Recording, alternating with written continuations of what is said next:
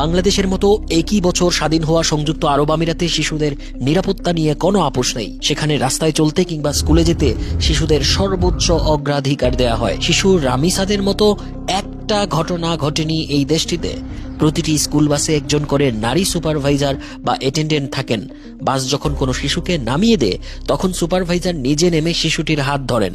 যতক্ষণ না বাবা মা বা কোনো নিবন্ধিত অভিভাবক এসে শিশুটির হাত ধরেছেন ততক্ষণ বাস এক চুলও নড়বে না। বাসাটি যদি কোনো বিল্ডিং বা ভিলা হয় তবে শিশুটি নিরাপদে মূল গেট বা লবি পার হয়ে ভেতরে ঢুকেছে কিনা তা নিশ্চিত করেই কেবল বাস ছাড়ার সংকেত দেয়া হয়।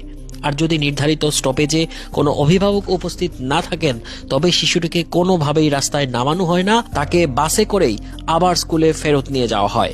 স্কুল বাস যখন রাস্তায় থামে তখন পেছনের বা পাশের কোনো গাড়ি তাকে অতিক্রম বা ওভারটেক করতে পারে না।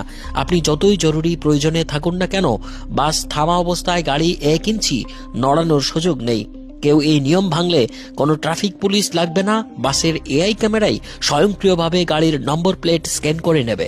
সরাসরি মোবাইলে চলে আসবে 32,000 টাকার বেশি জরিমানা বাংলাদেশি টাকায়। দুবাই বা আবুধাবির স্কুলগুলোতে শুধু একজন চালকই থাকেন না, বাসের ভেতরে এবং বাইরে মিলিয়ে কমপক্ষে 4 থেকে 8টি হাই ডেফিনেশন এআই ক্যামেরা থাকে।